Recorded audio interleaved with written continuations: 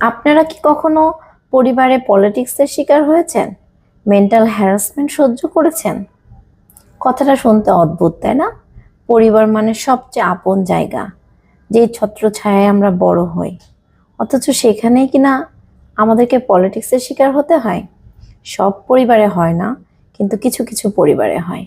কিছু কিছু বাবা মা জেনে বুঝে, আবার কেউ কেউ না জেনেই এই অপরাধটা করে ফেলে। আপনার যে বাচ্চাটা সহজ সরল বা সব দায়িত্ব নেয়, আপনারা নির্বিচারে তার উপর সব দায়িত্ব চাপিয়ে দেন। আবার কারোর সাথে কারো তুলনা করেন, সে এরকম তুমি এমন না, সে এটা করলো তুমি এটা করো না। এভাবে সন্তানদেরকে সব সময় মানসিকভাবে যন্ত্রণার মধ্যে রাখেন।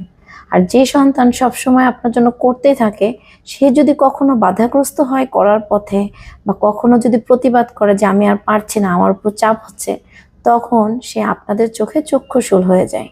তখন কি হয়, সে বাবা মাকে দেখছে না, বাবা মার জন্য কিছু করছে না। আর আমাদের সমাজে আমরা সবসময় এটাই মেনে নিই যে সন্তানরাই সবসময় ভুল, বাবা মা সবসময় ঠিক। বাবা মা কখনো ভুল হতে পারে না, কিন্তু এটা সবসময় সত্য না। অনেক সময় বাবা মাও ভুল হয়। বাবা মাও দুই বাচ্চার মধ্যে ব্যালেন্স করতে পারে না, দুইজনকে সমানভাবে দেখতে পারে না, সমান প্রেশারও দিতে পারে না। একজনকে আদর আদর করে তুলু তুলু করে রাখে, আরেকজনের উপর সবকিছু চাপিয়ে দেয়।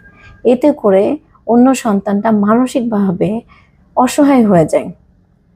যে ছত্র ছায়ায় সে মানুষ হয়েছে, যেখান থেকে সে নির্ভরতা পেত, সেই জায়গাটাতে সে এখন আতঙ্কে থাকে, কোন ভুল করে ফেলি আর কি কথা শুনতে হয়।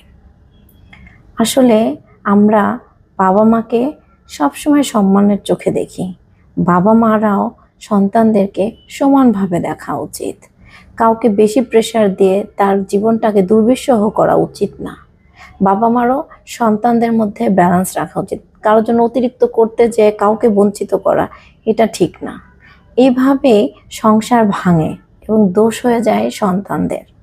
বাবা মাকে সতর্ক থাকতে হবে, এমন কিছু যেন না হয়। সন্তানরা চেষ্টা করে বাবা মার জন্য করার জন্য, বাবা মাকেও সন্তানদের পরিস্থিতি বুঝতে হয়। উভয় পক্ষই যদি একজন আরেকজনকে বোঝে, তাহলে সম্পর্ক কখনো নষ্ট হয় না।